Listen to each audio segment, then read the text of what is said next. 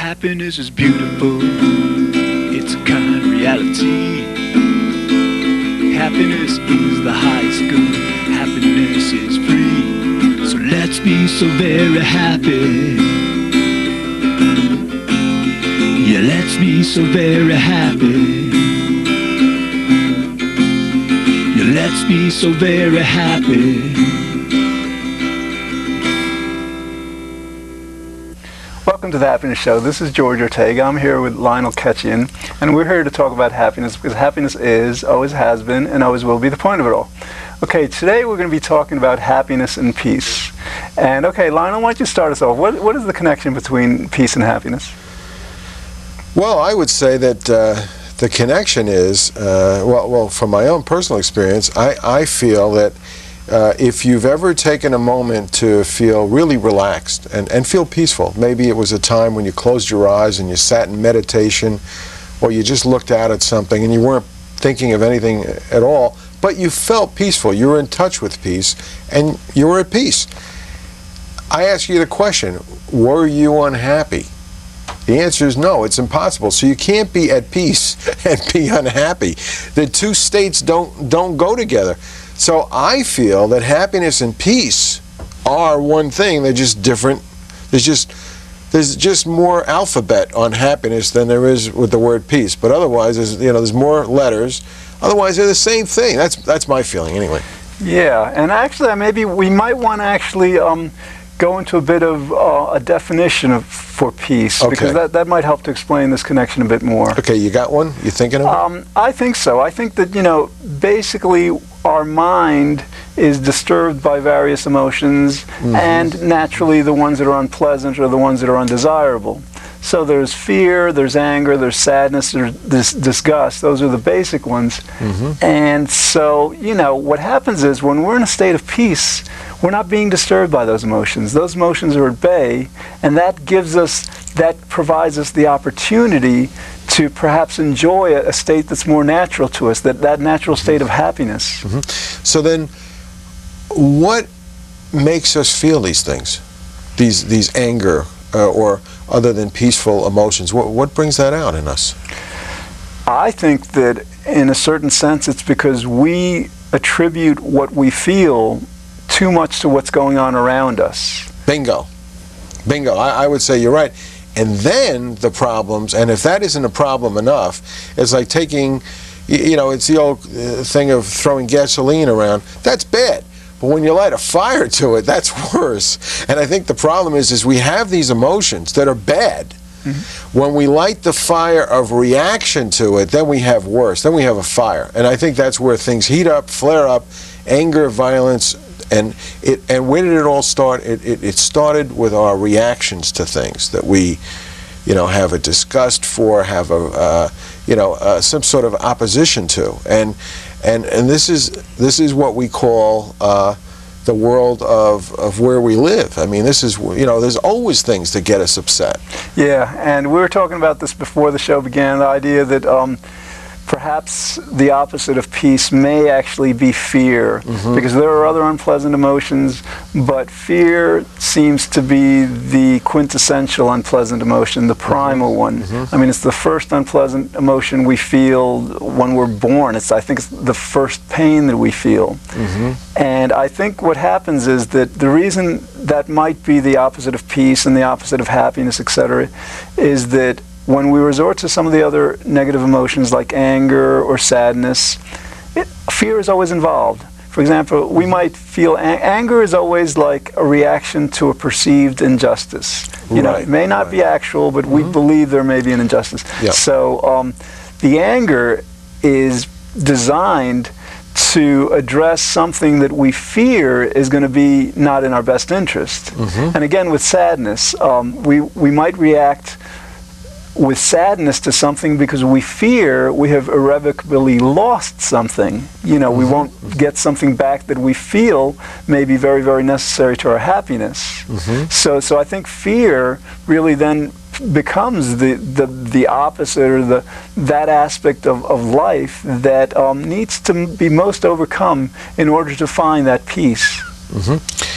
Yes, and I think that some of the things that instigate our fear is our emotions not being controlled. And I think that's specifically why fear arises. And I think when we learn to control our emotions somewhat, and after all, I would say happiness is the prime motivating force for doing that. Because a happier person, in one way, has more charge over their emotions, has more control over what they're feeling. Now, that doesn't mean see, the funny thing is a happier person certainly doesn't have command of every situation or people. Somebody could be yelling at a happy person just like they could at an unhappy person. It's just the different reactions you get from the different people. An unhappy person may turn around and start a violent scene, by being yelled at. A happy person, although may not necessarily like it, has different control mechanisms and has a greater understanding of what they want out of the situation. And if they understand and see past the fact that this person is yelling and screaming and is being aggressive for no reason that that they could see, they could take it less personally. They could formulate different thoughts in their head to perceive the situation, one, as less threatening than it might be perceived by an unhappy person. And so, in a sense, peace is maintained not because of external situations, but because of internal ones. Right. So the happiness shines through as a way to deal with peace and a way to deal with fear. Right, and the happiness then becomes a great motivator for peace. And yes. When we were talking about a definition of peace before, it was more of a personal definition. But of course, peace does also have that more global definition of being yes. the opposite of war, of not being in a state of conflict, international conflict, intranational conflict. And so I think we can apply that same principle and conclude that the happier a population is, the less likely they're going to want to go to war over things in general. Yeah, I agree. And as Ellis, the psychologist, Albert Ellis, Albert Ellis has said, you've got to develop a personality where you become less disturbable, because he understood happiness, and that's a key thing. Become less disturbed by things. Because if you let everything disturb you, guess what? You give the strings and the power over to everything to run you.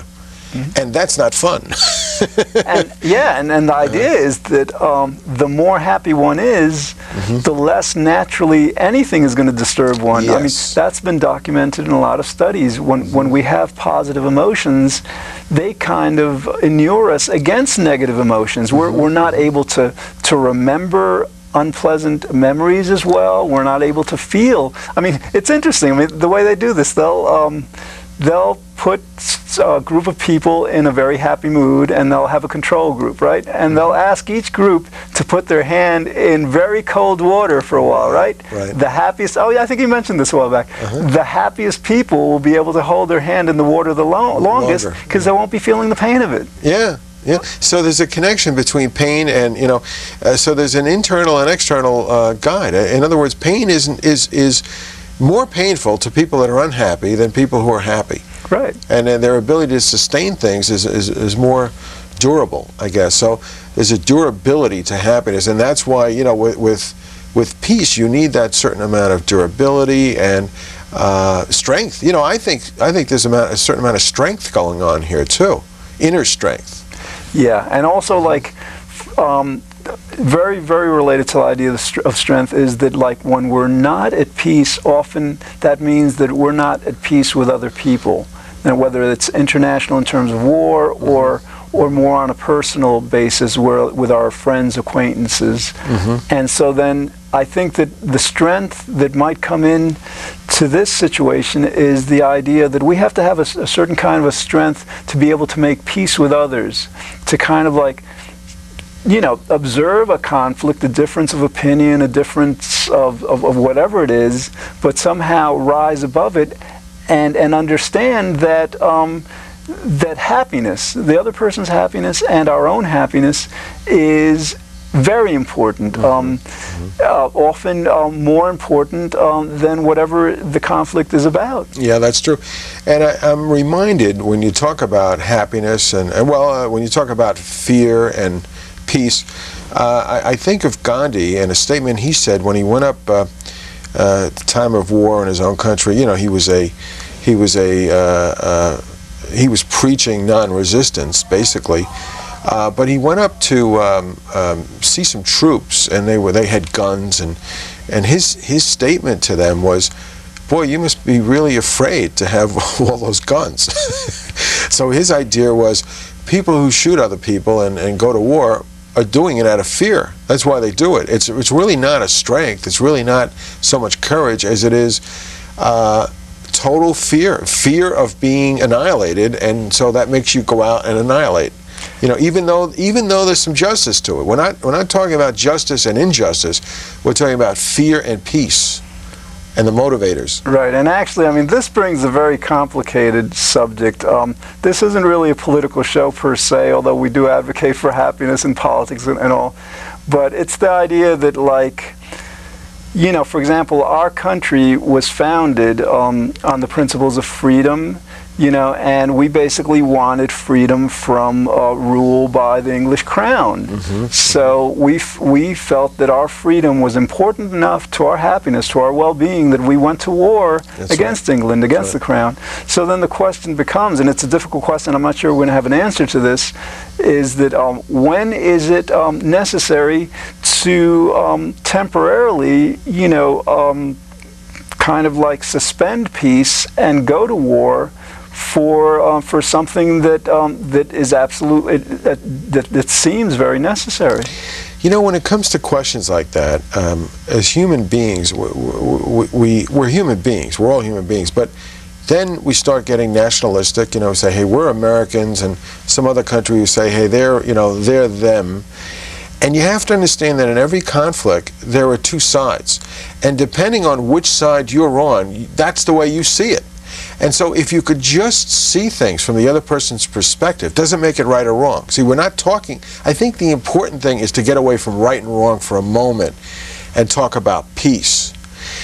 Because if we have an intention of peace, and we could look at both sides, really look at both sides, and bring both sides together somehow, then I think we have a chance of making a whole using both sides, rather than always saying one side's right, one side's wrong. Then we have no chance of bringing something together to make a whole. That's my feeling. Yeah. Sounds simplistic, but there it is. Right, because it becomes complicated. For example, like when Hitler was threatening world domination. I mean, he had to be stopped. And so we take him out. Right. It didn't seem to be, you know, something that we can rely on negotiations or something. I agree. So it seems like, yeah, peace is like, you know, extremely valuable to us, but then it's got to be remembered that our happiness, our freedom, our lifestyles, our families are very important, and so sometimes the peace has to be suspended for the greater good. And again, you know, I think that in terms of what exact situations and circumstances would require that kind of thing, that's very difficult to answer. Well, we need highly intelligent, skilled people to do that kind of thinking. And unfortunately, politics doesn't, just because you're in politics doesn't mean you're highly intelligent and highly skilled in the area of peace. And this is one of the problems. World leaders are not leaders of peace, in my opinion. I happen to know one world leader that I thought was a man of peace, and as it turns out, a great man of happiness. His name is Robert Mueller. He's still alive. He's in his 80s. He used to be the Assistant Secretary General of the United Nations. He wrote one of the finest books I've ever read, and he wrote a book about peace, and the name of it was Most of All, They Taught Me Happiness. It was a wonderful, wonderful book. He and his wife are retired, living in Costa Rica. They run a school down there, and in fact, they do teach peace to students. You know what they teach kids? They teach kids in their school system that they are a glorious miracle. That's what they teach their kids. And the kids go home and they tell their parents, you know what I learned today? I learned that I'm a glorious miracle. And he said, that doesn't sound like much in itself, but he says that they don't have fighting in their schools, because he says, two glorious miracles don't fight together.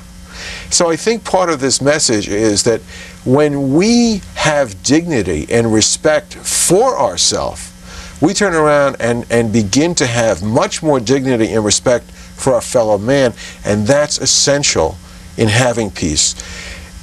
If we're dealing with people that need to be taken out, we take them out. But if we're dealing with dignity and respect, we have to give some of that in order to see it, but we have to see it in ourselves first. Very important.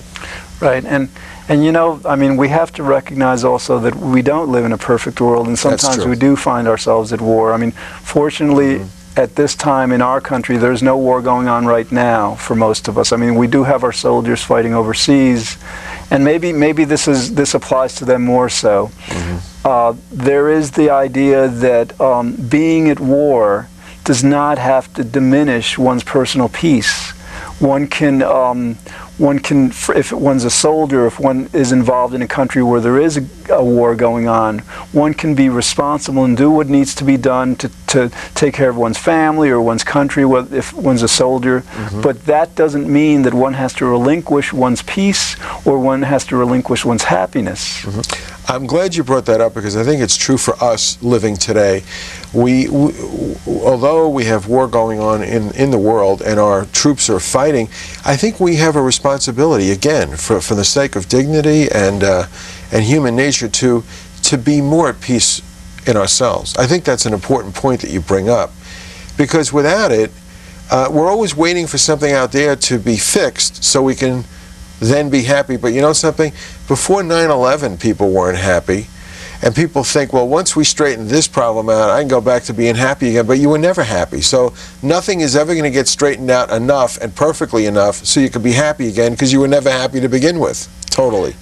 Right. That's a good point. I mean, peace, we'll eventually talk about lasting peace, which, you know, how we'll achieve it. But yeah, while we're not there, we have to recognize that while peace can be very important to our happiness, it's not absolutely essential to have perfect peace, to have peace all the time.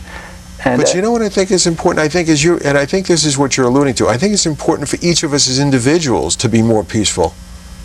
And I think it's important because, again, peace and happiness is synonymous. So the more happy we become, automatically the more peaceful we'll become. And I think that's an important ingredient in living our lives and getting along as this world gets smaller and smaller. That's very true, because I mean, if we might want to talk about global peace and international peace, but you're right, it starts with each individual. I mean, the more we succeed at becoming happier and happier, the more at peace, the more easy it will be to be at peace with ourselves and with those around us. And naturally, when that extends to people, you know, throughout states and countries and throughout, you know, just the larger institutions, that's what will prevent wars. Well, it's true. And you know, the other thing is, if you've got a bunch of people that are unhappy, it's easy to attack them and say, hey, we got to get rid of these people. These people are dangerous. They're unhappy. But if a country could become happy, could you imagine saying, yeah, we're going to attack this country over here because they're the happiest people in the world and we want to get rid of those people? It doesn't work like that. The happier you become, I think the less people want to mess with you. And it's a paradoxical thing. See, it's unhappiness that breeds violence. Yeah, it's unhappiness, and it's the idea that one's happiness is overly dependent on what another country is doing, or what, you know, the things that are going on outside of us. That's why it's so important to learn to have an autonomous happiness, and a happiness that is not conditioned. Is not conditioned upon, I mean, for example, like, I mean, the research does show that other people are our main source of happiness. So, as long as there are other people around and they're such a great source of happiness, then definitely we should utilize them. But I think it's wise to not depend, you know, especially exclusively on other people, because what happens then, like, if we don't depend on other people, let's say we're in a great relationship and for some reason it becomes not available or not as available, and perhaps there's a manner of conflict involved. If we have our happiness and our peace that's autonomous, that doesn't depend on the relationship, then we can maintain our peace and happiness and not have that escalate to an interpersonal conflict. Well, I agree, and that's one of the reasons I say I believe in unconditional happiness. I think it shouldn't be based on any conditions whatsoever. In fact, I think true love is just loving, not a matter of, because most people say, oh, I love you, and then they wait for that I love you back, and when they don't get it, that's where all the trouble starts, or you're not loving me enough, or I'm loving you more than you're loving me, and then all of these erratic behaviors happen.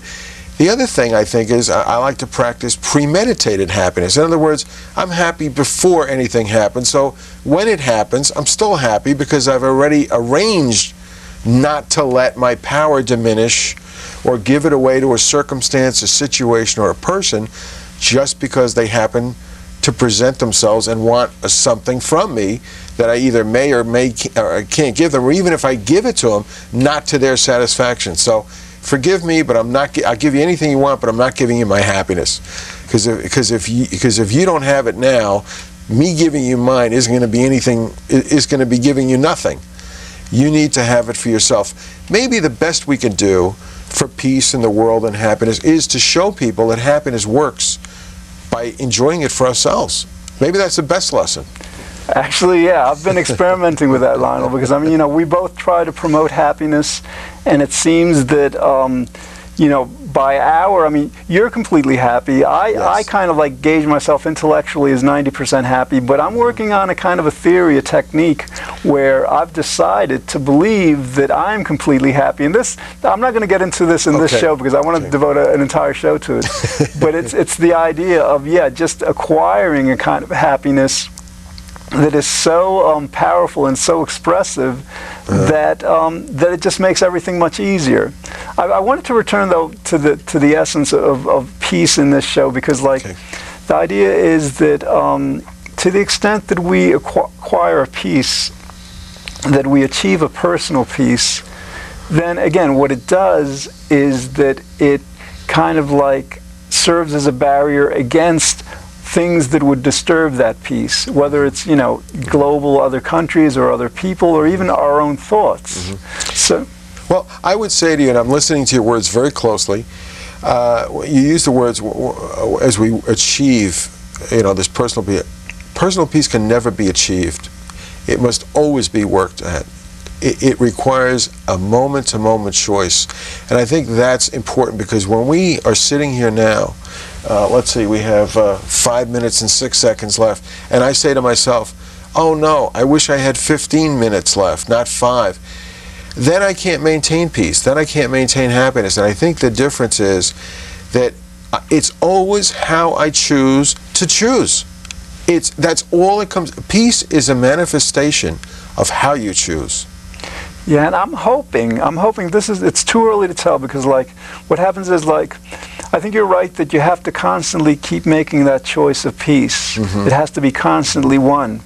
What I'm hoping though, and this is going to take maybe years or decades to understand or to find an answer to, but if individuals and groups of individuals begin to practice that habit of achieving their peace on a moment-by-moment basis, hopefully in several decades, that habit will have become so ingrained both in individuals and in society that it may be something that, for example, very few of us concentrate on walking. I mean, it's something that's automatic. When we first learned to walk, we had to concentrate on it. It had to be something that was very conscious, but then it became automatic, so we don't have to think about it. So I'm hoping that eventually, we'll be able to achieve a peace that has been so ingrained in our culture and in our being that it'll just flow from us automatically. Well, and I think that will happen. I think that, too, that, war, or the opposite of peace, fear and war and its different manifestations, really create a lot of suffering. And you would hope, or we would all hope as human beings, that we can learn from that suffering. Now, if we don't learn from the suffering, and we try and prevent war, and I'm not saying we don't use strength, there's a difference. But if we do all we can to understand, enlighten, and be peaceful, with strength and happiness, you know, being happy and being peaceful doesn't mean you don't have tremendous strength. There's a difference. Then I think we can start changing suffering, because just to have war and create suffering has not done it. And we have to use a different exchange to create what we want. And unfortunately, I still say the headlines, the problems, the wars are created by unhappy people that want something that either we're not willing to give them, or whatever the situation is, or an ideology that we're not willing to abide by, and they want something that they can't have, and they feel, you know, violence is the answer. And unfortunately, it isn't. It never has been. It never will be. And we have to understand that. But then using violence to handle violence, does that work? And is there another way? Is there another way? Well, that brings us to our concluding point, our concluding question of what is the way to achieve a lasting peace?